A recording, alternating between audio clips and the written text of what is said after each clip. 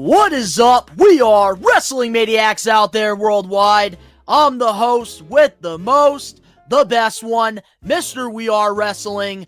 Best one, Donnie here with... What's going on, everybody? Danny Huckins here, man. 1/3 of We Are Wrestling. Me and Donnie riding solo this week, man. We got some AEW predictions that we're going to be doing for Double or Nothing this Sunday, man. It's going to be a long show, but I'm excited for it. That's right. And to the We Are Wrestling Maniacs that are listening, that are watching, we want to give you guys heads up that this Sunday we will be doing a live watch along to AEW Double or Nothing. And with this video, we're going to be giving you guys our predictions for this upcoming pay-per-view. And Danny and I, we love to dive into the topics, and we're going to talk about each match, the way it's built, what we think is going to happen, all the good stuff. But before we do that, if you're not a We Are Wrestling Maniac yet already, and you're not a part of the thousands of subscribers, the best way to support us is by hitting that subscribe button now, turning on the post notifications. Videos be coming out of nowhere like an RKO. And of course, you already know the grind is real. You know, I was thinking about something, man. You know, seeing as we're, you know, some days we do AEW content, some days we do WWE content, we got to come up with a different saying, man. We can't be saying coming out of nowhere like an RKO on an AEW topic. Yeah. Okay, I got one. Coming out of nowhere like a coffin drop. Woo! A buckshot lariat, a super kick, man. Or super swanton bomb. There we go. Coming out of nowhere like a swanton bomb. But I like that, man. I like that. I like Very that fitting. one. Alrighty. Yeah, so before, we dive into the matches for AEW Double or Nothing, how do you feel about the overall build for AEW Double or Nothing this year? I will say it's a lot better than the last pay-per-view that we watched, and you know, there's gonna be a lot of misses on the show. I feel like, you know, they're not gonna nail everything, but as far as like the build and building up the stories and getting people excited, I feel like they're doing a really good job. I gotta admit, man, like I never would have thought I would be excited to see Jungle Boy, Sammy Guevara, MJF, Darby Allin, you know, in a 4-way. But I feel like, I don't know, I feel like that match is going to be match of the night just because they're like technically the 4 pillars of AEW, and you know they've had long careers outside of AEW. You know, they've all had you know, independent runs or whatever, and wrestling each other on the independents, and now for them to get this opportunity and main event a huge show, you know, this is AEW's WrestleMania in a lot of ways. So I think they're gonna, the crazy shit that we're gonna see, bro, especially from like somebody like Sammy, Jungle Boy, and Darby Allin. You know, obviously MJF, he's gonna stay more on the ground. He's not necessarily a high flyer, but I feel like we're gonna be seeing some crazy shit in that match. I'm excited. I think that we're really going to get a fun match out of that, and I think, all 4 guys are going to show up, and they're going to steal the show. In my opinion about the overall build for AEW Double or Nothing, out of a lot of the pay-per-views AEW has produced, the build for me, there's been a couple of them that I've been very invested in, but a lot of them I feel like was last minute, just like the last pay-per-view they had. Don't get me wrong, every single pay-per-view, they always over-deliver. They put on fantastic matches, but I need the builds to be also as special as the matches. And going into Double or Nothing, I feel like this year, some of the builds have been fantastic. The 4 pillars, I thought that they did a great job showcasing all 4 talent in the storylines. Also, the Blackpool Combat Club and the Elite, I've enjoyed, their storylines and their work going into this, and I must say, like, overall, I think that we're going to have some solid matches, but I think that they definitely lacked a little bit with good storytelling that would, sell us this pay-per-view, because at the end of the day, we're spending, I think it's $40 or $50 we're spending. I think it's about $50, $49.99. We're spending about $49.99 on this pay-per-view, and you want to sell that to the audience, the consumer. And I feel like they did that for a couple of the matches, but most of them, they feel like they're just, throwing it on a wall, seeing what sticks, because they're more focused on Wembley Stadium and Collision. Exactly, man. And I do feel like every year AEW grows. They're like I said, they're not gonna hit home runs every single time.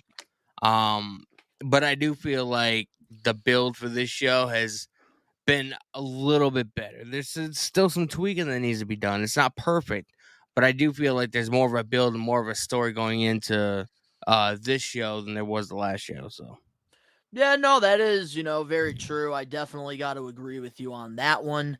But with that being said, let's dive into the matches. And before we dive into our first match, we just want to put out a disclaimer to the listeners, to the watchers, that Danny and I were recording our predictions for AEW Double or Nothing before AEW Dynamite tonight. So a lot of things can change from, here, but we're going to try to do our best with what we got. And the first match that we have on this list, which this is not in order at all, we're just going to go one by one randomly. We have Adam Cole versus Chris Jericho in an unsanctioned match. I'm really looking forward to this, man. And I think I've said it before. Nobody knew if Adam Cole was going to be able to come back. With the concussion, and this is legitimately, I think, his first match or his second match back since Forbidden Door last year. And nobody thought he was going to be able to come back just because of the injury, and they showcased it on AW All Access. But I can't think of anybody better for him to feud with than Chris Jericho. Chris Jericho is he's one of those guys, bro. He gets it. You know what I mean? He understands, like, he knows how to put people over. Him and Adam Cole are gonna make each other look like $1 million, bro. It's gonna be such a good match. Can I just say this? That Falls Count Anywhere match with Roderick Strong and Chris Jericho was Fucking such hilarious. a fun match. That's what I miss, man. It reminded me of like the Attitude Era with like the hardcore title, the 24/7 rules. And like AEW, man, I hope they do more Falls Count Anywhere matches in the future because that was really fun. I like when they take the matches like outside, it's not just in the building, but like outside. And like, especially if like they were to do it in like a crowded area, seeing the look on people's faces that don't know what the fuck is going on. They're like, yeah, is somebody gonna call the cops on these guys? Like, what's going on? Like, there's a lot of people that don't get it. And just like the look on like their face. You kind of knew something was gonna happen though, because they did have security guards outside holding people back or whatever. So obviously it was a planned thing. But I love when they take wrestling outside of the element of being inside the building and taking it like outside. It's awesome. Like Roderick Strong throwing the soft serve ice cream at Jericho. That was fantastic. I heard that was supposed to be something else, and I guess the woman behind the counter didn't have it ready in time or something like that. I don't know. There was another spot for that, but that was all improvised. Yeah, so my thoughts on Adam Cole versus Chris Jericho. I think that this storyline has been pretty decent. It has been a good storyline. I definitely would have done, show more intensity in the storyline a little bit, because I feel like that's something with like brawls that are very important to me. Like, I want to see that intensity. I want to see, the anger like we're seeing right now with Cody Rhodes and Brock Lesnar. That was, missing during, the Backlash build. But like with Adam Cole and Chris Jericho, they have told a decent story here. And I think that these two are going to have a fantastic match. And this is going to be a different style match. Adam Cole's going to wrestle. And I'm kind of excited to see, both guys in the ring against each other, because I think that this will be the first time. Yeah. It's like I said, regardless, it's going to be a good match. And I don't know. Adam Cole is just one of those guys. Like, I think I've said out on an episode of the podcast before, to where he's almost like this generation's Shawn Michaels. You know what I mean? So it's going to be awesome. New episodes of the podcast are, on Spotify, Apple Podcast, and the We Are Wrestling YouTube channel every Saturday. Exactly, man. Check it out. Download us, man. I want to be downloaded. So, I gotta say, with, Adam Cole and Chris Jericho, I think that I'm gonna have to go with Adam Cole on this one. He just came back. It wouldn't make sense for Jericho to beat him unless they're going to continue the storyline, but I feel like they're going to move on after this match. That's why they're doing it unsanctioned. And I think that Adam Cole is going to be focusing on the AEW World Heavyweight Championship and have a feud probably with MJF. Plus, with him like getting like handcuffed and watching the Outcast, team up with Jericho and beat up Britt and stuff like that, and everybody like, especially if you watch like AW All Access or anything about Adam Cole, like Britt Baker is his fucking life. You know what I mean? They don't have any kids or whatever. All they have is really each other. So, he's gonna want to definitely get some redemption, on that attack. And it was really smart with the whole Roderick Strong Jericho Falls Out Anywhere match because Adam Cole was banned from the building, but so was JAS. So what did Roderick Strong brought Jericho outside to where it was legal for Adam Cole. That is what I really liked about the Falls Count Anywhere match because it made sense. Technically, he was supposed to be outside the building. He was outside the building. So I kind of like how they had one up on Jericho, and I like how in the storyline, like we're seeing both sides. Jericho's trying to get into Adam Cole's head, but Adam Cole is already in Jericho's head. And that's the story that they're telling. And I think they're both doing a fantastic job. I love that they brought Britt Baker into this to make it more reality, make it more real. Because, of course, that's going to give Adam Cole a reason to focus on Chris Jericho and not somebody else. So, honestly, I really did like this build overall, and I think that they're setting Adam Cole up to be the next guy to go for the world title. Exactly, man. Adam Cole is going to win this match. It's going to be a hell of a match, but I feel like this match is going to resemble, all the feuds that Shawn Michaels and Jericho had back in the day. You know what I mean? It's going to have that same feeling to it, the same stakes behind it. It's going to be a good match. I'm looking forward to it, man. I'm excited. But moving on now to the next match on the card, we have a random 6-man tag team match. If Hardy Party wins, Matt Hardy will own Ethan Page's contract. Ethan Page and the Guns versus the Hardy Party, which is, Jeff Hardy, Matt Hardy, and Isaiah Cassidy. Oh, yeah? Normally I wouldn't be into a match like this, but I'm a huge Hardy mark, man. We almost went to almost every single independent show they had in 1 month. Remember at the back in 2022, we saw him at a meet and greet, and then we went to like 2 or 3 shows that same month, and the Hardys were all there. Normally I wouldn't be into a match like this, but I'm a huge Matt and Jeff fan. And people can say whatever they want, but I do think that Ethan Page and Matt Hardy have great chemistry together. Ethan Page is just one of those guys, like, he's filled with charisma. He's entertaining to watch. He's funny at times.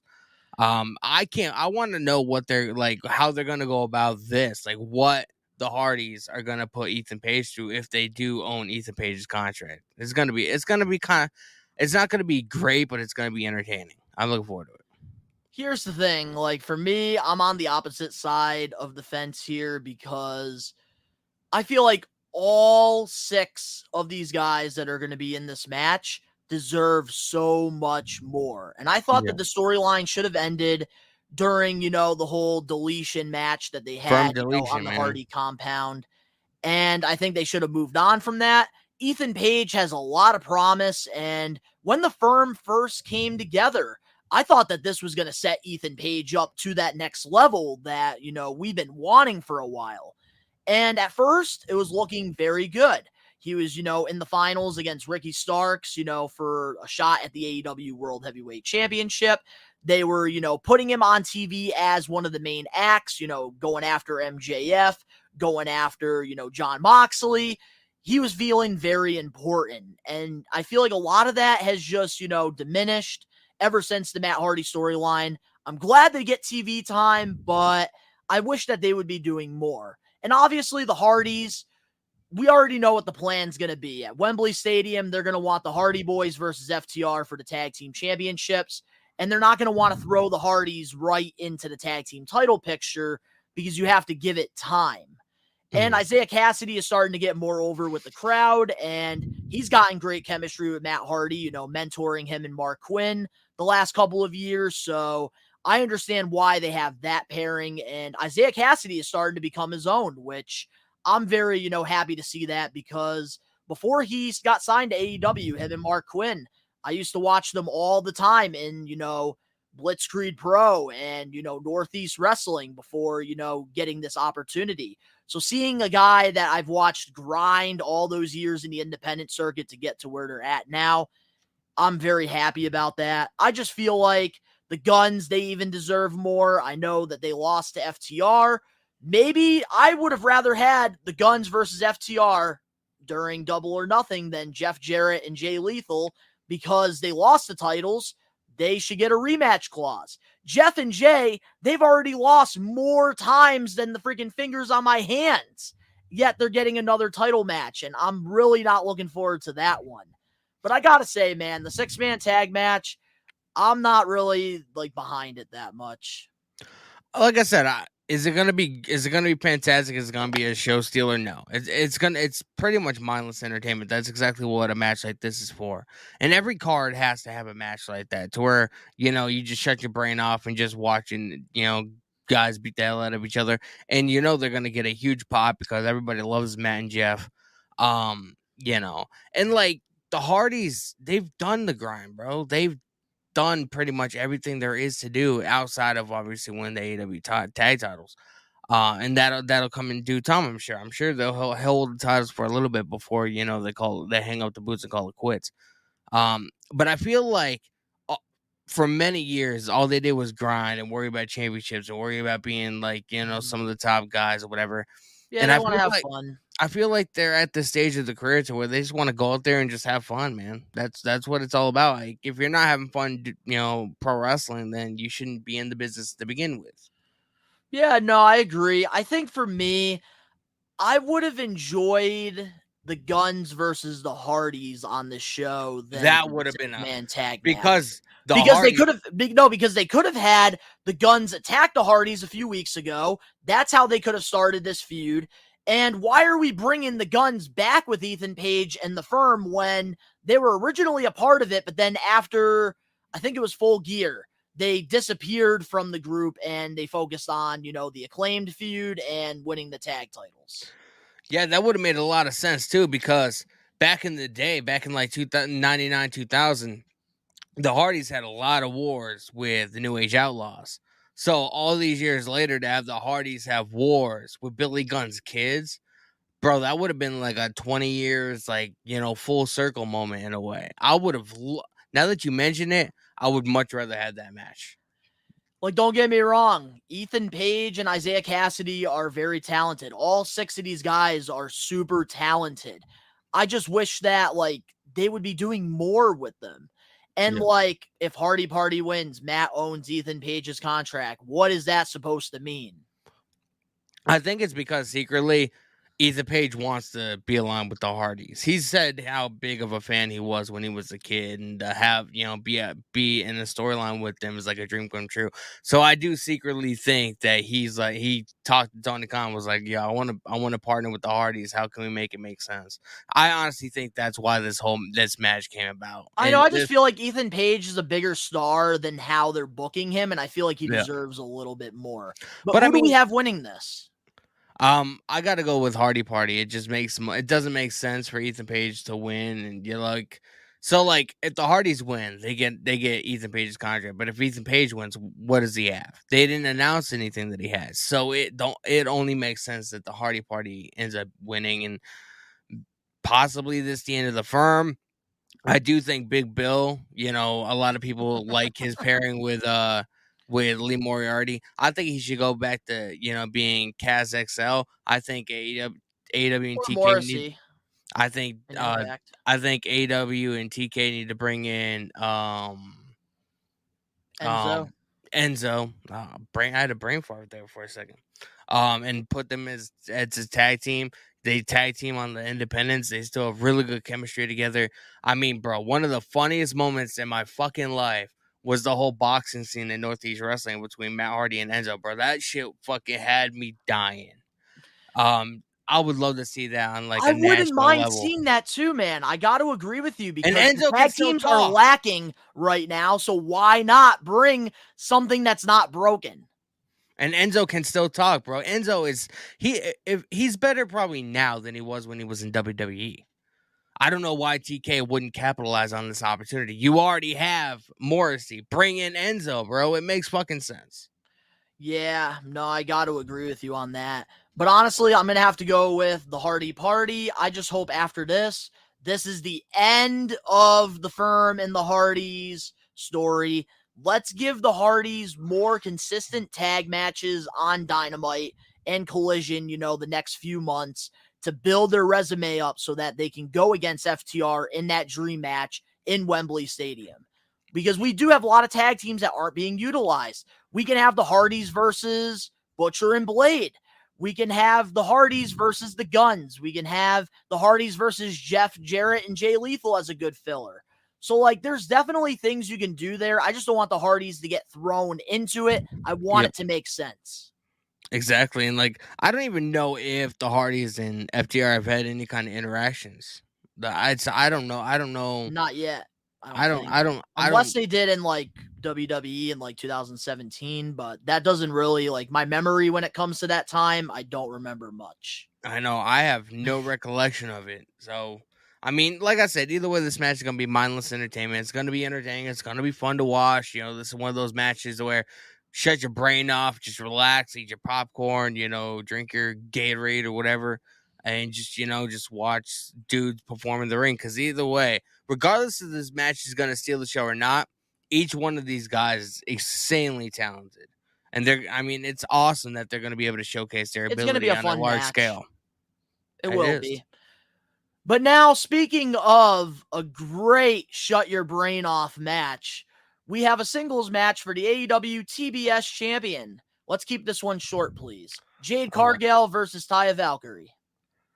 I would love for Taya Valkyrie to win, but I know she's not going to. I've heard a lot of rumors over the last couple of months that Chris Statlander is going to be the one to dethrone Jade Cargill when she comes back. I'm going to say it right here. Chris Statlander, she's going to make her return at Double or Nothing. I could honestly see that. In some capacity. I could honestly see that. I could see Jade Cargill winning, and then Chris Statlander comes out and takes her out, and that's how they build up the feud for maybe, Forbidden Door, Wembley Stadium, whatever. I could honestly see that happening. Because if Chris Statlander comes back, her and Jade are going to have a match on a big stage. They're not just going to do it on a Rampage or a fucking Dynamite. Honestly, it could be the first episode of Collision. Give it that fresh start. I know.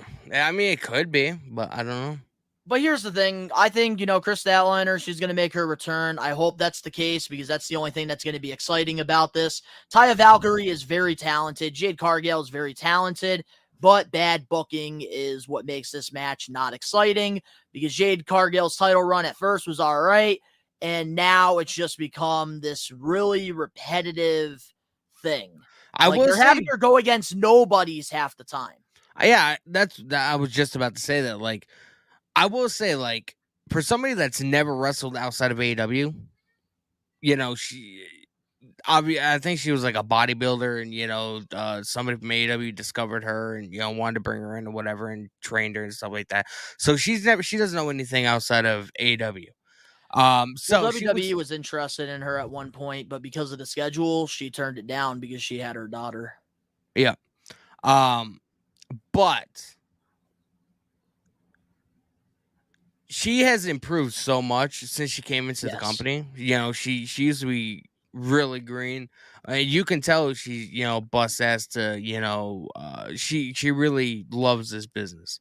And like, you can tell when people love it or people, they're just doing it for the money and stuff like that because it shows in their performance.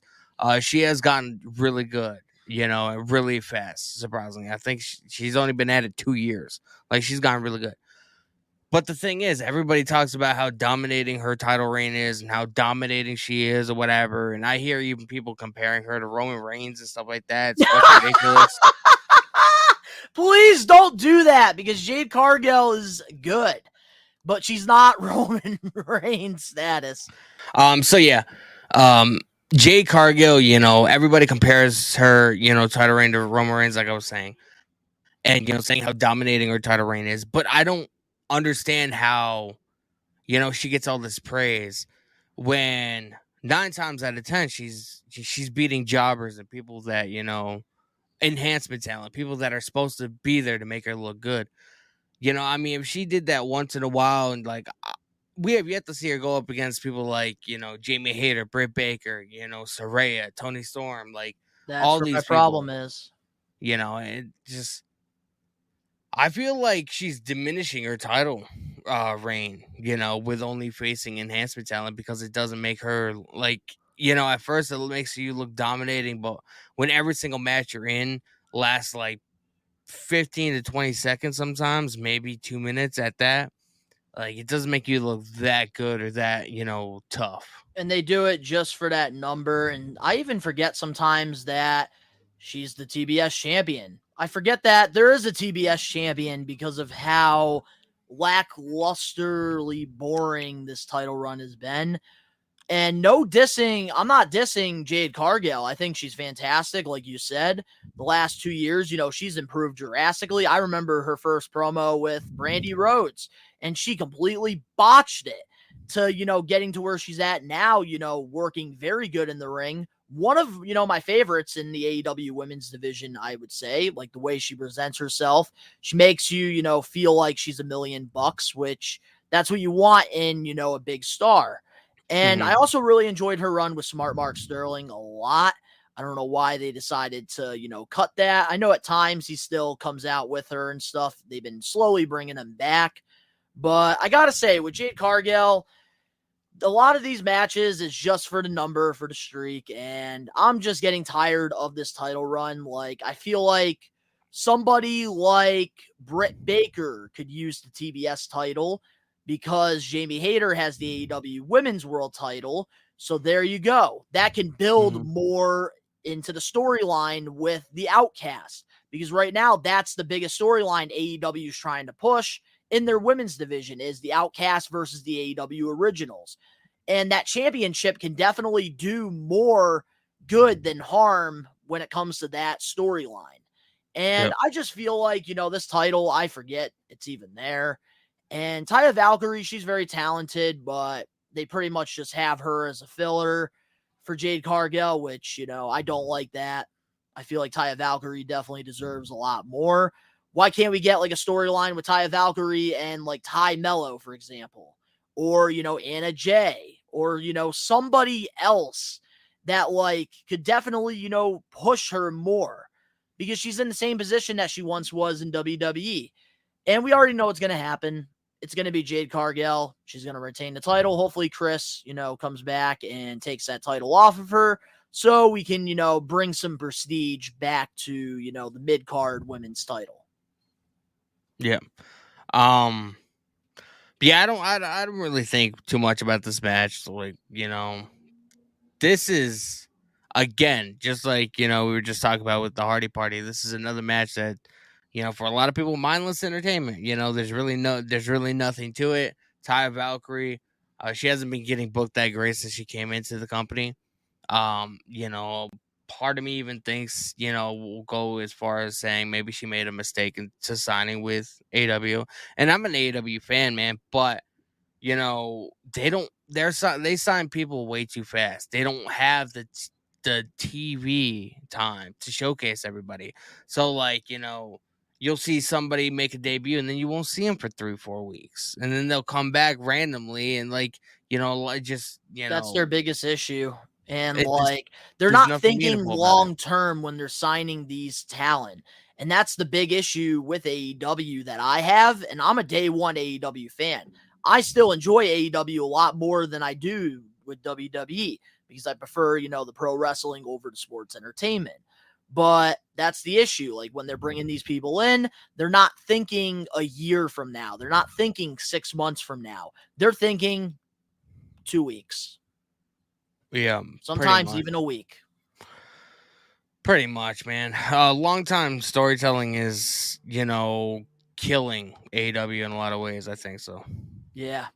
But moving on now to the next match here, which this one I'm definitely very excited about. We have the Anarchy in the Arena match. The Blackpool Combat Club, Bryan Danielson, Jon Moxley, Claudio, and Wheeler Yuta versus the Elite. Kenny Omega, Matt Jackson, Nick Jackson, and Hangman Adam Page.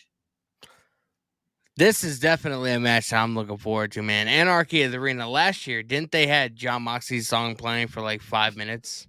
Yeah, they had Jon Moxley's music playing, and I think that was during Full Gear 2021 when that happened, because Bryan Danielson got hurt in that match. Yes, I remember that. This is gonna be a fun match, man. You don't know what's gonna happen in the match. They're in Las Vegas. What stays in Vegas. What happens in Vegas stays in Vegas. The Elite and BCC are gonna beat the hell out of each other. That's all I can say, man. Like, especially now you got Don Callis in the mix. He turned on Kenny Omega in the Elite. Now he's with. Is he legitimately is he going to be taking over William Regal's position and being with BCC, or is he sort of the odd man out? He was just sick of the bullshit Kenny Omega did. I have so many questions, man, and the show is happening on Sunday, and we have yet to get any kind of real, answer as to what is happening. Don Callis spoke last week, and obviously we didn't really hear much outside of, I did this for Kenny Omega. I did that for Kenny Omega. I know. I was looking for more answers on that, but the crowd, man, he was getting a great heat from it, which I really do like a lot. Yeah. But I gotta say, man, with this match, probably besides the 4-pillar match, this is one I'm really looking forward to. I think that they've done a fantastic job long-term storytelling here with this feud, because a lot of people forget about the Elite with, the whole Hangman and, the Elite situation there, because Kenny Omega and Hangman, they had one of the longest, title runs in the early days of, AEW. And then, Kenny Omega turned heel, and then, the Young Bucks eventually, turned on Hangman, didn't want to be his friend. It was all, miscommunication. And they really told the story long term.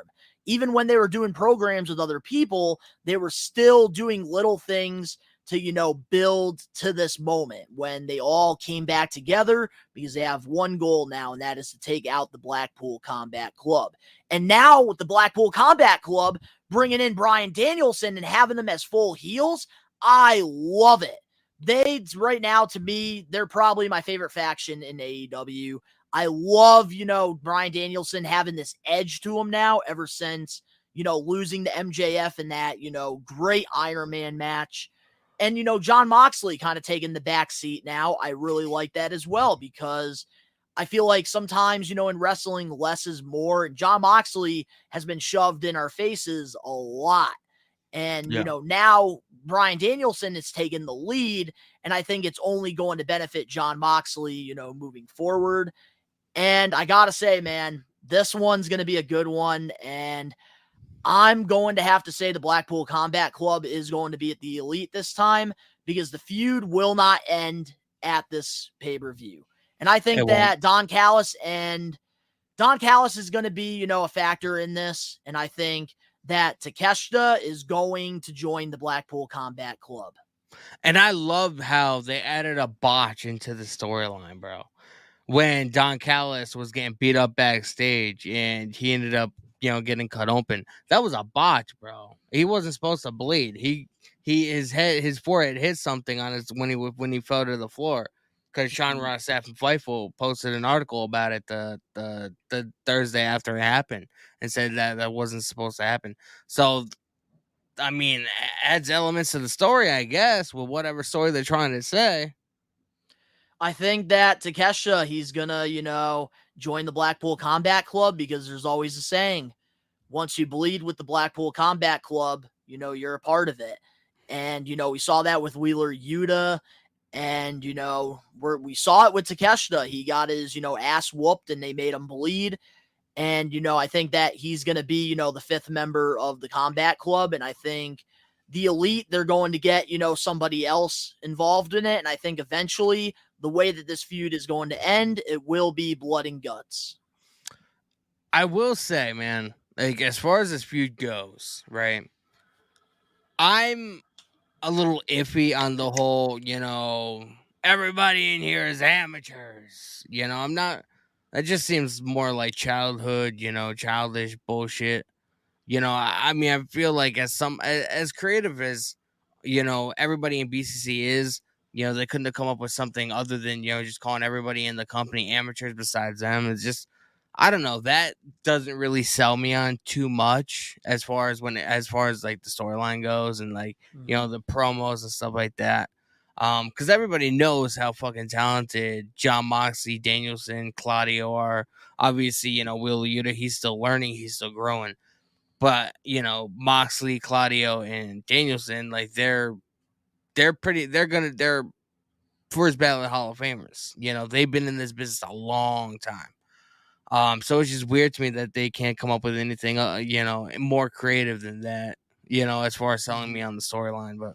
And I gotta say, I think like Takeshita joining the group, I think that would be a good thing because then you can have Takeshita and Wheeler Yuta try to go for the tag titles, and that would give them, something different in the group. And, with the Elite, I think that this is just going to further the storyline. I think that this is definitely not over yet. And I think that they have a lot more storytelling that they're going to do here. And I really love the dynamic of the Elite being back together, all four guys. So, like, going into this, everyone's going to think, the Elite, we're back together. We're going to take out the Blackpool Combat Club. Happy ending. And I think that's where, Don Callis and, Takeshita, that's where they're going to cost the Elite this match. And then we're going to be, moving forward with this long-term storyline. Because this is, one of the top storylines right now in AEW, but except, behind the AEW World Championship. I think that this is, definitely number 2 right now. Yeah, and we're going to see. I'm going to have to see how it plays out. So who do you got? I got to go with BCC. I do think it makes sense. But I will say one thing. I wanted to mention something because you were talking about having Wheeler Yuta and Takeshita as like a tag team going for the tag team titles. I'm telling you, man, if any of these motherfuckers have them dressed up like ninjas, I'm calling it fucking quits, bro.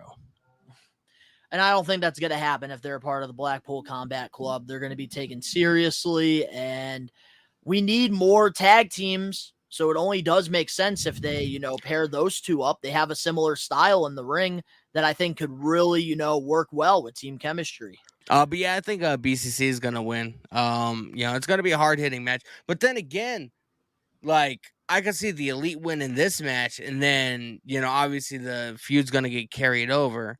I've usually, the Elite are the babyface in this situation, so everybody's gonna want them to win. So I could see the Elite winning this match, and then obviously having it carry over to like Forbidden Door or maybe Wembley Stadium. That'd be a fucking huge match to sell at the show. You could do it there. Maybe a cage match or like like some kind of like almost like a War Games match, but AEW's version, something like that. Like I could see that happening at Wembley Stadium or something. So I don't know. I mean, it seems like the Elite has lost a lot of their big matches ever recent. They lost to House of Black. They don't have that good of a track record. So I could very well see the Elite beating BCC and then having them carry over and having them continue this feud. BCC are going to be really pissed off that they lost. They're going to end up being like, oh, that was a fluke victory. Just carry over. If BCC wins, I mean, I don't necessarily know. And we have not seen Bryan Danielson wrestle until, Double or Nothing. Exactly. And that's why I think, Blackpool Combat Club, they're going to win, under Bryan Danielson's leadership. And I think that we're really going to build the Blackpool Combat Club as like this next, legitimate group. And I think eventually, the Elite, they're going to be able to beat the Blackpool Combat Club, and that's where, the feud's going to end. If BCC wins, it's going to be the end of the feud. I don't see them continuing it. I don't see, unless BCC turns babyface and the Elite turn heel. I don't man, see it. he's gonna screw the Elite, I think. And that's going to add another element to the storyline, but we're going to have to wait and see. I got Blackpool Combat Club. I do too, but part of me does hope that the Elite wins because it'll make more sense for them to carry on over in the storyline to a bigger match at a bigger time and place. So, all right, well, moving forward now to the next match. It is a singles match for the AEW Women's World Championship. Jamie Hayter defending the title against Toni Storm. The hip attack, man. Jamie Hayter, phenomenal. I'm glad that, they took the, she's not just the, interim women's champion. She's the legit champion. Thank God. And, whatever I have to say has nothing to do with her, Britt Baker, or anything. I don't like the Outcast. I don't like the storyline that they're in. I don't like the whole spray painting. It's like a female version of it. It's almost like, remember when Ghostbusters, man? Everybody knows the original Ghostbusters, like fucking huge. Remember when they had the remake a couple years ago of an all women's Ghostbusters and it got fucking trashed by all the critics and everybody fucking hated it? Yep. It almost seems like this is like a female version of NWO. Like, we've been there and done that, bro. We don't need to go back to that. I don't need to see people getting spray painted and like, it's just, it's not scary. It doesn't add any elements to the heel work. It doesn't do anything to elevate the story or elevate the people within the story. Like, I just don't need to see it, man. I really like every time I see him on TV, it's like I start to fall asleep. They're like, and that's insane for me to say, man. Ruby, Tony, Saraya, like, they're all fucking talented as shit. But, like, do something different. Do something that's, gonna add elements to the story and to your characters. Like, fuck, all you're doing is fucking using green spray paint. And then fucking, obviously, Toni Storm has a hip attack. That's legit everything that the Outcast is. You know what I mean? It's just, I don't like seeing it. It's just boring to me. Here's the thing, like, for me, I just feel like, because, like, my opinion about the Outcast, I've been, very critical about, the group. And I like the branding of it. I like, the logo. I like the green and the black entrance. I like the members in the group. But there's just one thing that's just missing about it. And Ruby Soho, I think, did a fantastic job explaining why they're together. Like, I wish that we had that in the beginning, so it made more sense when this happened. So it had a bigger payoff. Because for me, I think, when it comes to like a debut or, something, it's all about first impressions. And with the Outcast, their first impression, it was just a random episode of Dynamite where Saraya turned heel and there was no reaction whatsoever. There was no reason behind it. Made absolute no sense. And that's like where I think a lot of people have their issues with the Outcast. And for me, like, I think that the group has potential, but it all comes back to the first time that they, formed the group. Like, it made no sense how they turned Britt Baker and Jamie Hayter from, being heels their whole AEW run to now being baby faces, and then having the Outcast, having Saraya turning heel on a random episode for no reason.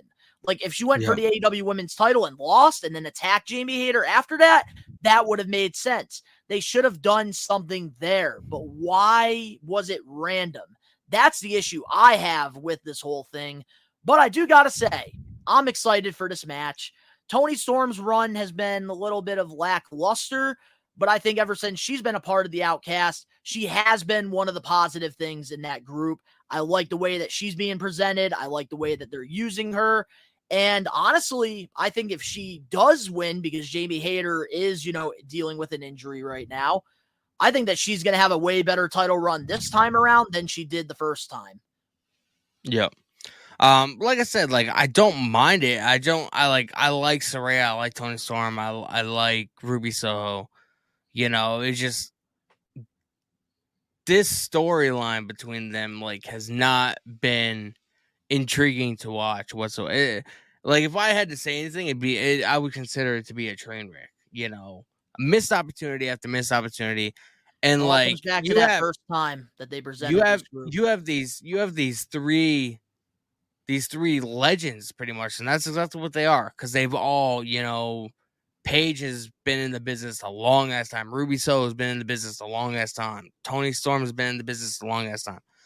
Um, it's like you have these three women who are really creative, but this is all you have them doing. You know Mhm. what I mean? This is almost like, remember when Tony Storm was on SmackDown and all she was doing was getting pied in the face by Charlotte Flair and vice versa. Like, you know, I can't compare. I can't compare that to the whole this time is thing. this is not any better in my opinion, bro. This is not any better. Like it's just boring to Well, watch. Tony Storm is being taken serious. That's the important thing out of this. Yeah, she's being She is taken one of the serious, upsides but of the group. You do have to admit that at least. there's like I could have seen this group being like a female Judgment Day, you know, instead of they're like a female version of something that should be on Pee Wee's Playhouse, like you know, Mickey it's Mouse just Clubhouse. but like legit, like the amount of talent that each one of these women had, bro, they could have been a female version of Judgment Day on AWTV, you know, and they're not, You they're know, far from it. so who do we have winning this match? I gotta go with Jamie Hayter.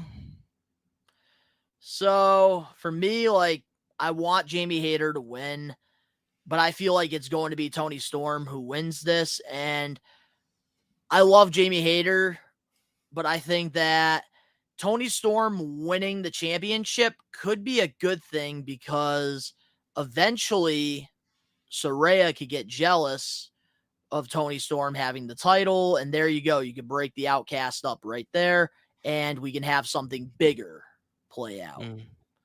And Tony Storm, you know, she's on a roll right now. And if the rumors are true that Jamie Hayter is, you know, dealing with an injury, I think that, you know, it is best to, you know, have her put Tony Storm over in this situation. And it comes back full circle. Tony Storm lost to Jamie Hayter. Now, you know, Tony Storm gets the title and Jamie Hayter can, you know, take the time, heal up, you know, get back to 100%.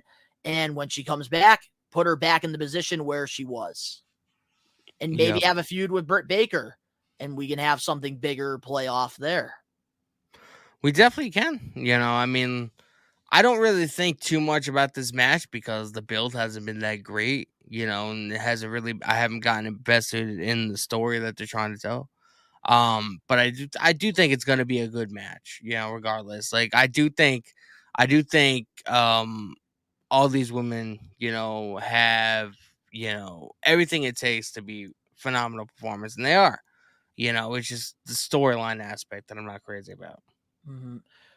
Well, moving on now to the next match on the card. We have a 21-man blackjack battle royal for the AEW International Championship. Orange Cassidy defending the title against Aaron Solo, Powerhouse Hobbs, QT Marshall, and 17 to be announced competitors, which I'm sure we'll be knowing who it is by the time, you know, this is already up. You know, out of everybody on signed to the AEW roster, Orange Cassidy is the most consistent champion on the entire fucking brand. Not even show. Just everybody signed to the fucking roster that has a championship, bro. Orange Cassidy is, you know, lived up to the hype pretty much. Almost every single week, bro. He's defending the title against somebody. And they're really good matches. They're not even just like, oh, you know, it's a 2-minute match here and there, squash match or whatever. They're legit matches too. Banger after banger. And I like that. You know, I could consider I want Pac to win the title. I could see, you know, Buddy Matthews, Malachi Black. Like there's a lot of people I could see having the title. And with this championship, I feel like they went against what the championship was supposed to be. It's by having Orange Cassidy win it. It was the championship if you remember when it first got introduced. Obviously, I think that's why they, the name change came. But when it first got introduced, it was the title that was going to showcase performers from all around the world. UK performers, Asian performers, people in, Mexico and stuff like that. And Orange Cassidy has had it, for quite a bit now. So I do feel like, they went against what the title meant in the beginning. You know what they should have done? So with Orange Cassidy, they should have had this historic title run be with the TNT title. It could have made the TNT title prestigious instead of looking like a fucking something that, exactly, because right now Orange Cassidy is making that international title very prestigious. I really love the way that they're doing this long-term story booking here. I'm seeing it. I love that, they're really exposing the injuries because Orange Cassidy is, being a defending champion for the people. And, he's having these great matches against people that, make it very unpredictable. Like, him versus Daniel Garcia a few weeks ago. I thought that Daniel Garcia really had a chance of winning that title. And going into these Orange Cassidy matches, a lot of us, have the other person winning. So it is very unpredictable because we really don't know what's going to happen. And that's what makes Orange Cassidy's character so unique in this situation here. And I think with this battle royal, I've already doubted him throughout his entire title run. I'm going to doubt him again. And I think that Miro is going to come back and win the battle royal and win the title. And we're going to get a fresh start. I don't know. I honestly, me personally, or Andrade. Me personally, I don't think we're gonna. Andrade is rehabbing from an injury. I don't see Miro or Andrade coming back until AW Collision starts because they're technically gonna be, I think it's gonna be very rare if we see Miro on Dynamite. Personally, because if he was gonna be on Dynamite, where the fuck has he been the last 9 months? I would love to see that. It's hard to say who's gonna win this match because we don't know everybody that's gonna be in it. So I feel like it would be unfair for us to be like, oh, this person's gonna win the match. They end up not being in the match to begin with. You know what I mean? So this is one of those matches to where I don't honestly know if we can give our true predictions until we know exactly. Like maybe we can, give a quick little, rundown of this match, before the show starts when we go live. But I honestly don't know if we can give our predictions because we don't know everybody that's going to be in the match, and it would be very unfair of us to, to do that because I feel like Orange Cassidy is one of those performers that he's made this championship very prestigious. I can say this. I'm about 80% sure he's not going to retain.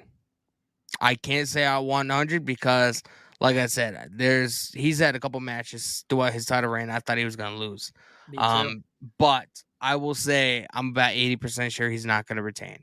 But I can't honestly give my prediction on this match because I don't know who else is going to be in the match. So it wouldn't necessarily be fair, Yeah, I respect that. I think that, Orange Cassidy, I love, how this title run has really pushed his character as well. I love the chemistry that we're getting, every week now with him and Renee. I love those segments. They make me laugh hysterically. And I just love that he's just like, whatever. I'll go against everybody for the title. I don't like the fact that he keeps the title in the backpack, though. I understand it's part of his character and stuff like that. I do feel like Orange Cassidy, even if he loses, he's still going to be over as fuck. He's one of those characters that he's almost like Danhausen. Like he gets his ass kicked all the time, but he's entertaining as fuck to watch, and he's over his shit with the crowd. But I don't like the fact that he has the title in the backpack all the time. So I honestly don't think he even needs the title. He's like one of those guys. Like if he loses, he's gonna be like whatever. He just won't have to carry a backpack around. Like that's what I feel like. So it's gonna be I'm enjoying this run from him. I just wish it was the, TNT title, yeah, because I think it would make more sense, because of the way that they at first presented the All Atlantic Championship, showcasing more international guys. And, Orange Cassidy, I think, could be making that championship more prestigious on the TNT title side, because right now the TNT title is just flipping around like a pancake at this yeah. point. Which that is the next match that we are going to be diving into. We have a ladder match for the AEW TNT Championship. Wardlow defending the title against Christian Cage. I am really looking forward to this match. Me You too. know, it was a little weird when this match, first got announced or whatever. Everybody assumed that it was going to be Luchasaurus versus Wardlow. Um, I like this match for the simple fact that it's sort of like nostalgia in a way. Seeing Christian in a ladder match. He made his name during the TLC matches back in the day and stuff like that. So it's going to be cool. Seeing him climb the ladder one more time.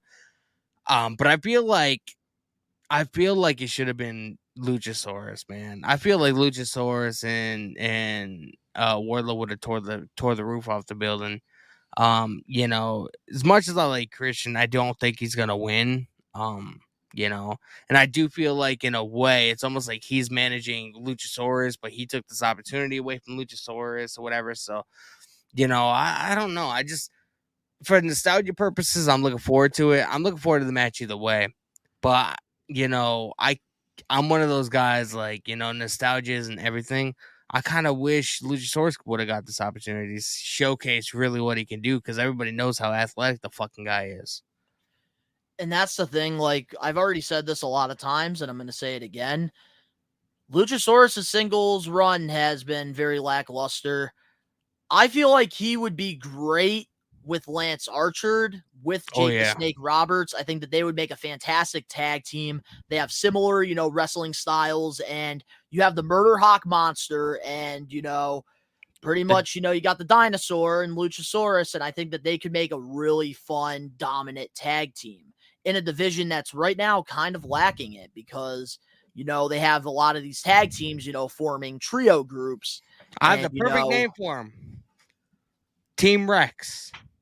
Team Rex, there you go. But I just think that with, Christian Cage versus Wardlow, this is going to be a great match. And I love, that Christian is going against, homegrown AEW talent because we've always known that Christian loves the spotlight when he's a heel. Mm-hmm. He loves the spotlight. And Christian Cage, when he's a heel, he gets very jealous. And Wardlow has had a lot of success, and it makes sense why Christian Cage, wants to take that spotlight away from him. Exactly. And we haven't talked about it yet, but can we talk about how insane it was when Christian was cutting the promo and everybody was saying Edge is better? That was funny. I love when Christian gets a microphone in his hands and they tell him, just go out there and just do whatever you want, because it's a masterclass every time he does that. So who do we got winning this match? I got to go with Wardlow, bro. I swear, if he has another meaningless loss for this title, I mean, he beat Joe for the title. A couple days later, lost it to Powerhouse Hobbs. A couple weeks later, he won it back. If he loses his title again, bro, I am at that point to where I'm almost going to give up on Wardlow. As much as I like the fucking guy, I'd rather him get out of AEW if that's the case. The dude had so much, bro. The dude was over as fuck when he turned on MJF. Oh my fucking, the guy could have been a fucking main event guy. But they have booked him like absolute garbage, man. I like the pairing of him and Arn Anderson. I do too, but when you have a fucking somebody in your corner that's supposed to be there as like sort of almost like a bodyguard or like somebody that's supposed to like help you out in situations or whatever, when you're bigger than them and you're like, yeah, why don't you stay back here to be safe? I don't necessarily know if you need somebody in your corner if you have to keep your manager safe and out of harm's way. I mean, we're talking about Arn Anderson, bro, one half of the 4 Horsemen. I mean, he got fucking chokeslam by Taker and got up and started whooping his ass at WrestleMania 18 when Taker fought Ric Flair. Remember that? Mhm. Like, I don't necessarily know. Like, I understand Arn Anderson's getting up there in age, but Well, you Arn know. Anderson, the way that he's been as a manager, which I really like the way that they've done it with him, because he's more like a mentor. He's like a coach. And I Yeah. kind of like that, I like that character for him because it definitely adds more element to, whoever he's with. I think that, him and Cody, that was fantastic in AEW. And I think, with Wardlow, I think there's something missing with him. And I think, Arn Anderson could potentially, bring that out of him, I think. And I think it's a pretty good pairing. Whatever happened to Brock Anderson, bro? And that's where I'm going to get into my predictions. I have Christian Cage beating Wardlow on some BS. I think that Wardlow is going to climb that ladder and Brock Anderson's going to come out and screw Wardlow because he's jealous that his father is paying attention to Wardlow and not him. Because Christian Cage has already mentioned Brock Anderson several times in the promos, leading to this match. And I think that Christian's going to get in Brock Anderson's head. And I think Brock Anderson's going to, be under Christian's wing. And, it's going to be something similar to Dominic because it's worked for Dominic.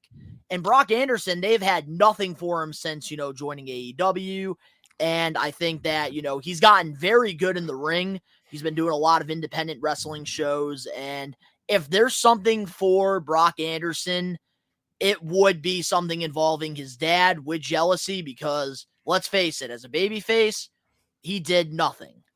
But as a heel, he definitely probably can get a lot of heat for screwing Wardlow, and then Wardlow can come on Dynamite and, powerbomb and beat the shit out of him. And that can further him and Christian and make the storyline a little bit more interesting. I understand your side of things because Wardlow has already put people over several times with this championship. But let's be honest here. What has Wardlow done with this championship so far? Is this championship prestigious like it once was? Nothing. So that's why he's got to lose it. Why do they keep giving it to him, bro? I guarantee you, he loses it, and then he'll end up winning it again in a couple weeks. I guarantee it, bro. They have a track record of doing this shit. And they need to stop. I think what they need to do, we need a fresh start with the championship, and what better way to get a fresh start with that championship than Christian Cage? I think that we can get a lot of solid feuds with him. I would much rather have Luchasaurus and Christian tag team up against Jungle Boy and fucking Wardlow. That's what I would like to see. I'd much rather that. I just think that we need a fresh start with that TNT title, and I think they need to move Wardlow on. That TNT title has not been prestigious since fucking. I don't even know, man. Brody. I gotta say, Sammy Guevara was the last time. I think when he had that last run with the title, when he took the title off of Cody, and then had the title. I thought that was the last time, and then he wasn't. When they had when they had Scorpio Sky win it, that's when everything went downhill. They didn't have. I mean, Brody Lee, bro. Nobody can top his TNT title reign. The Exalted one. Well, Cody Rhodes and Miro had very prestigious title runs too. I guess, but bro, I'm almost giving up on this title, man. Like it's like you might as well fucking take this title, put it on the coffee table, and eat it. Put your breakfast plate on it and eat dinner. Use it as a fucking plate for when you're eating dinner or something. Like that's how much this title is worth right now. This title is.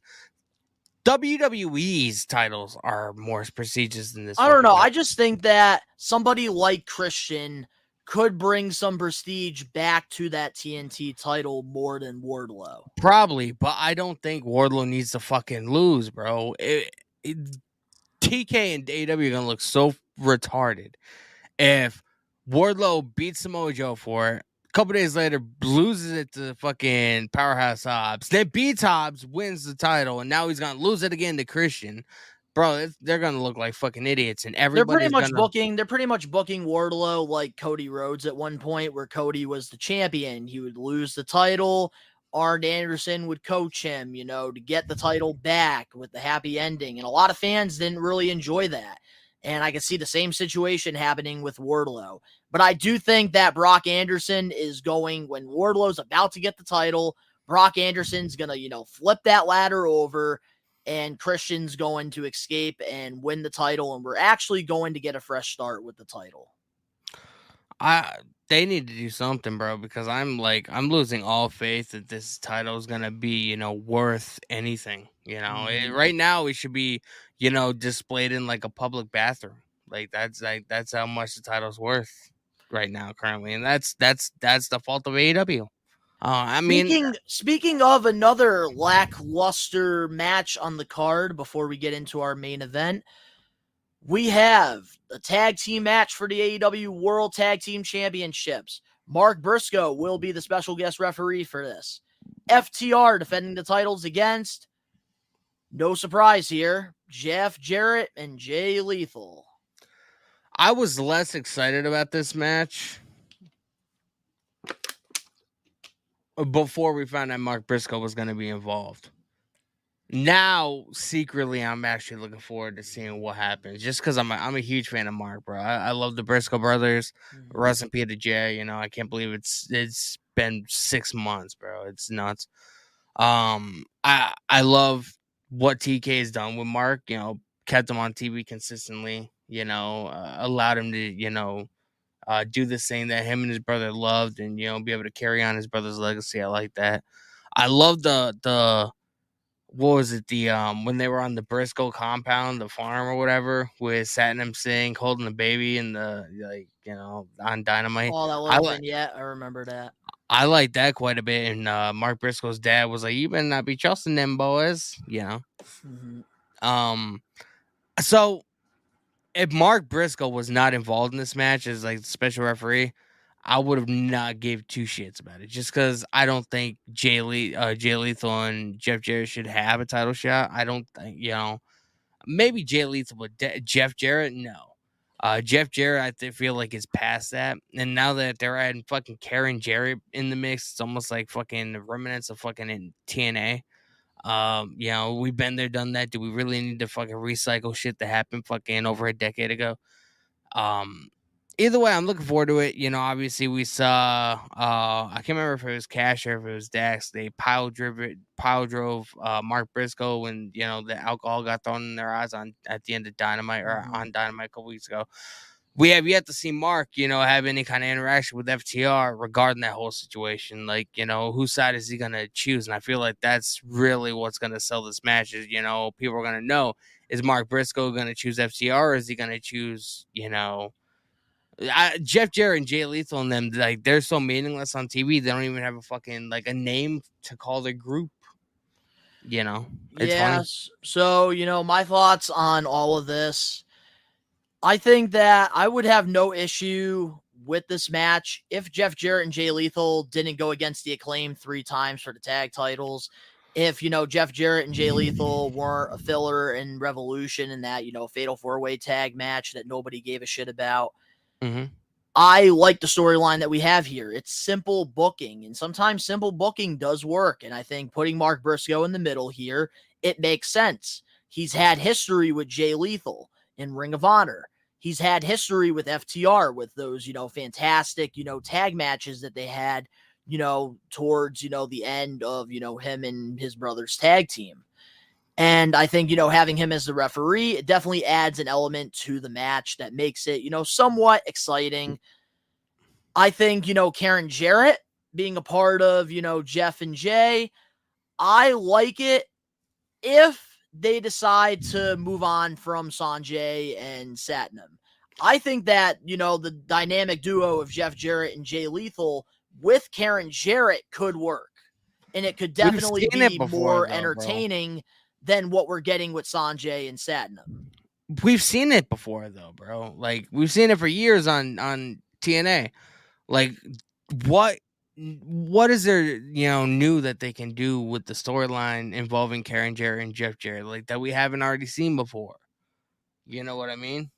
It's just Yeah, pointless. but I I don't feel like like it. they need to move on from Sanjay and Satnam. Like, if they want to keep Jeff and Jay as a tag team, they have You to can move do on that. from You Sanjay and Satnam. you can do that without having Karen Jarrett in the mix. It's just too many remnants of TNA back in the day. Like, I can still see, Karen Jarrett in the ring yelling at Jeff Hardy, back in 2011, and like, yeah, I don't need to see it, man. I really, really do not try like and goes back Hey, to the the reason why they do it, man, because Jeff Jarrett is one of those old school heels. He knows you can't stand it. He knows a lot of people can't stand it. And he's looking at it from an old school wrestling mindset because the heels are supposed to be hated. And Jeff Jarrett's character has always been hated even more when he had Karen Jarrett by his side.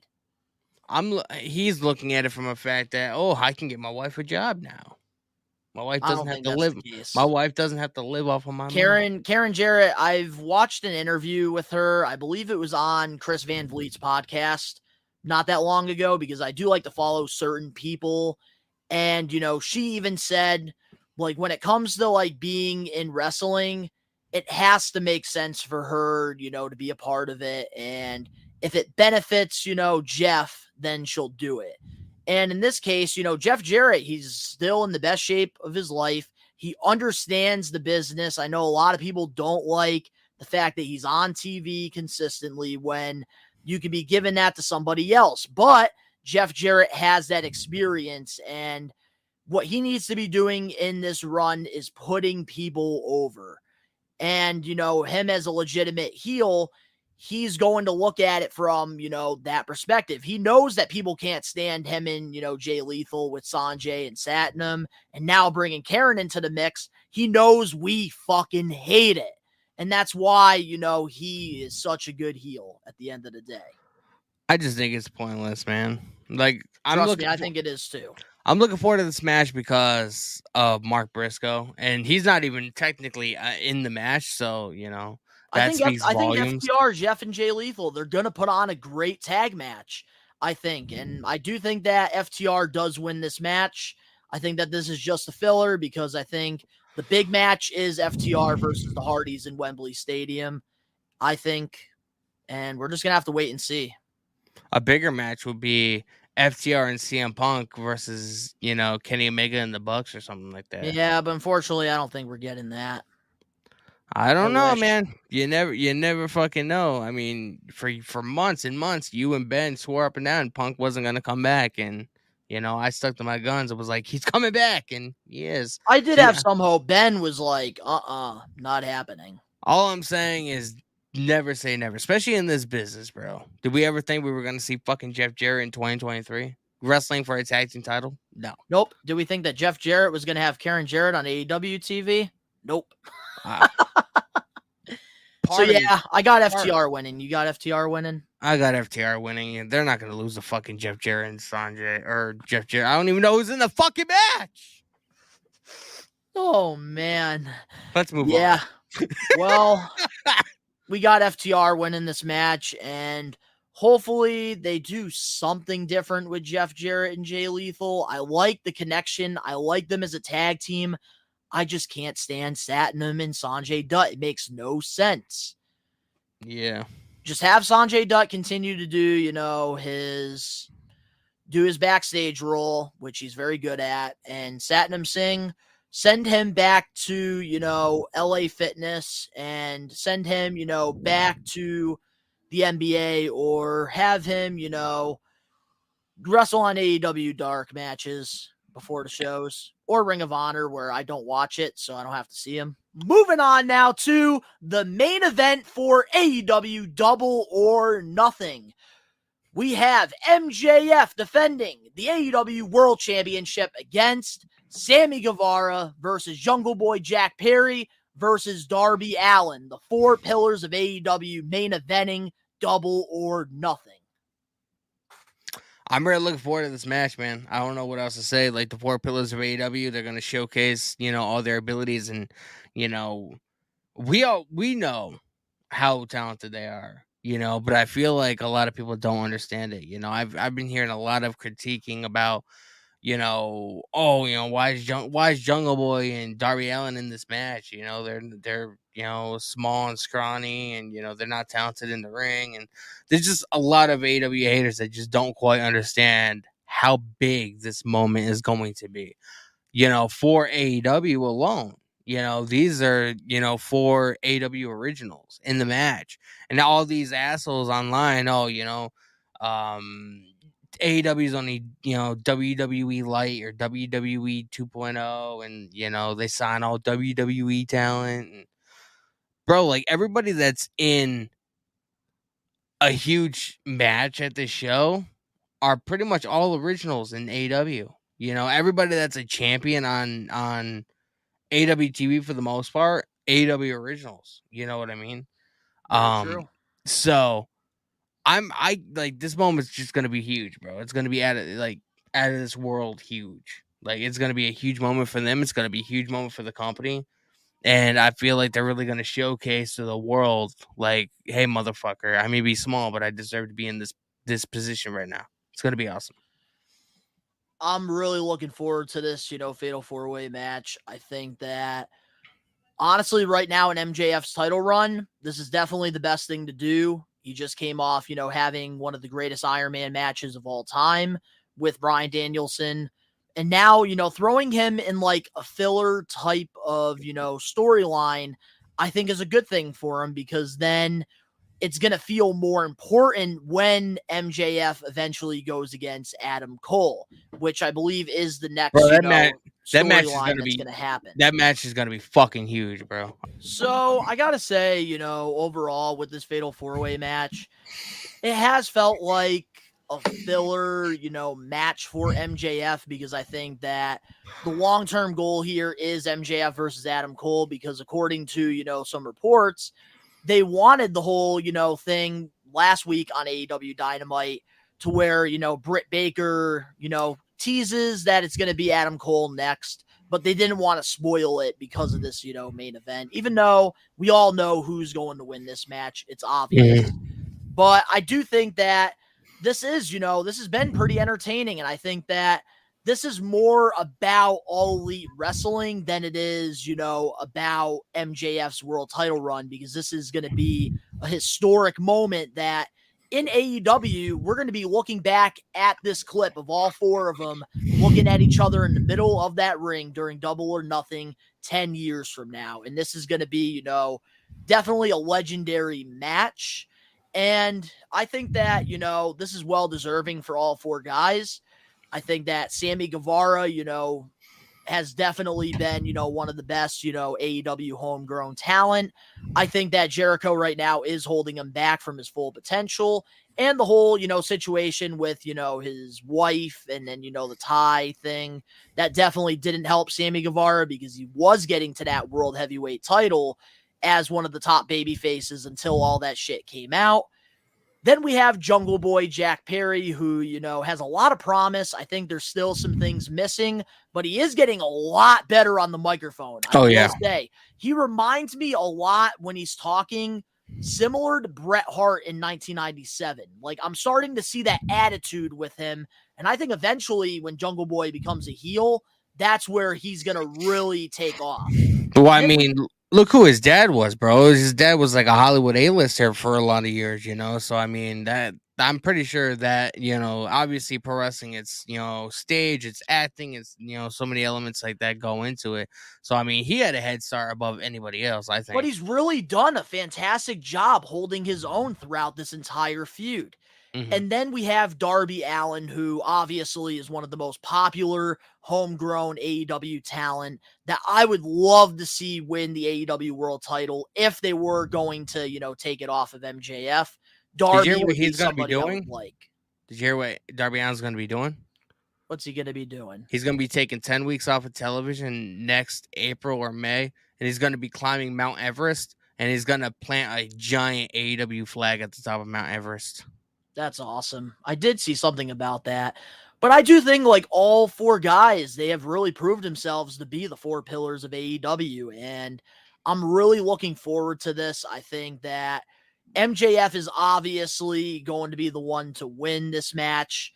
I think that, Sammy Guevara, they tried to have that babyface, underdog promo last week, and that crowd just still wasn't having it. He really wasn't getting the reactions that I think he was expecting to get because, I, grew a lot of respect for Sammy Guevara, like during the whole, all access thing. And I've met, hundreds of wrestlers, and Sammy Guevara is easily like in my top 5, one of the nicest dudes I met.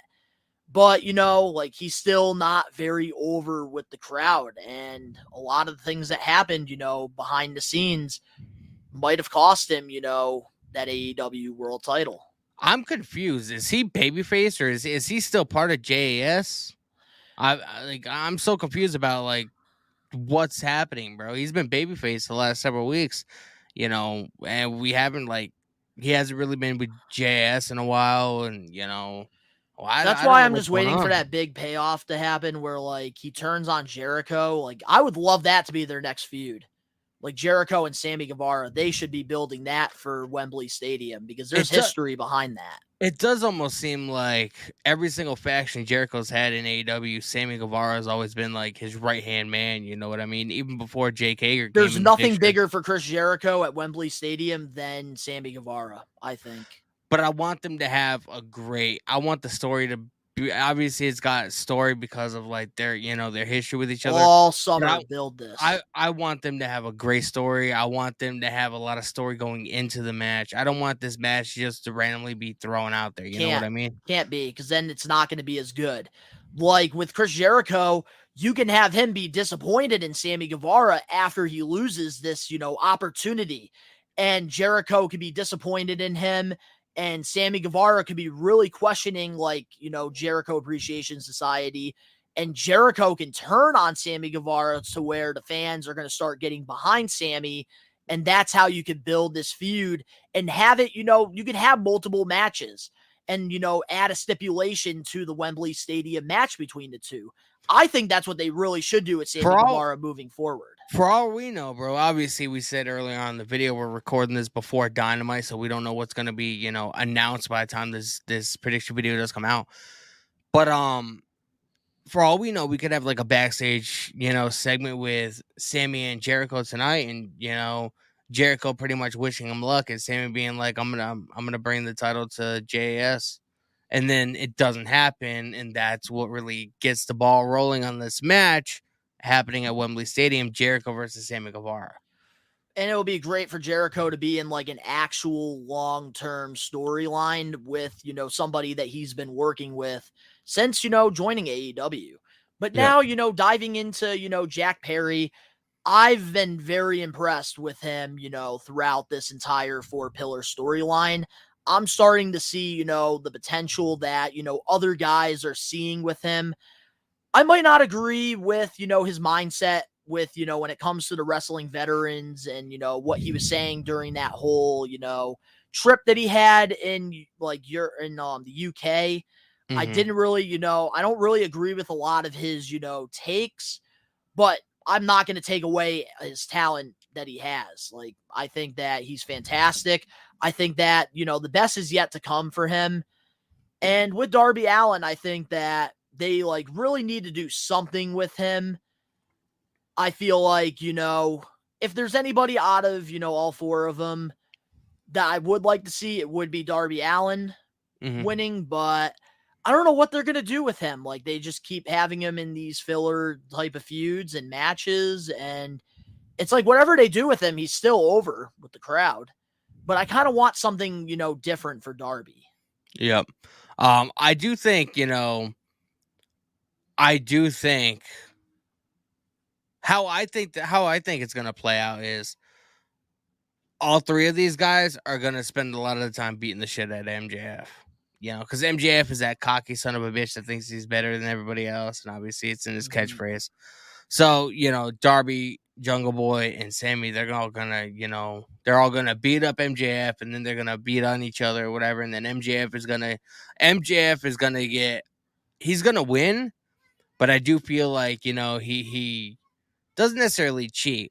But somebody gets knocked out, and then MJF sneaks in there and gets the victory. That's how he's gonna escape. That's how his title run's been, which has been fantastic. Yeah, it's going to be great, man. And I think, MJF is going to win this. And I think that we could see Adam Cole, on the top of the stage. And that's what's going to, tease the next, feud between both men, which I think Adam Cole versus MJF, that definitely has a lot of money. Oh, yeah, definitely. Definitely. It's going to be great, man. I can't wait until Sunday. And then obviously this is not AEW related, but we have Night of Champions on Saturday. So it's going to be a busy weekend, man. You're going to have a lot of content on the channel. That's right, guys. And to the listeners, to, the viewers, watching this AEW Double or Nothing predictions, who, stuck by this the whole time, let us know in the comment section below which match you're excited about for AEW Double or Nothing. Also, we're going to be doing a live watch along on the We Are Wrestling YouTube channel Sunday for AEW Double or Nothing. If you guys enjoyed this predictions video, make sure to smash that like button now. If you're not a We Are Wrestling Maniac yet already, subscribe, turn on the post notifications. If you're listening to us, follow us, give us a 5-star review. It'll make Danny's day. The link's down in the description below. You can go follow Danny and I on our social medias and other YouTube pages, all that down below. In addition, you want shorter clips of the podcast, you can't sit through an hour and a half of us rambling about wrestling, well, you can go on to our TikTok, Instagram, Facebook, or Twitter and watch some of those small clips. All the links down below. And of course, to all the We Are Wrestling Maniacs out there worldwide, we are taking over. Peace. You want to know what makes Danny's nipples hard? Getting downloaded on Apple Podcasts and Spotify, man. 5-star reviews all fucking day.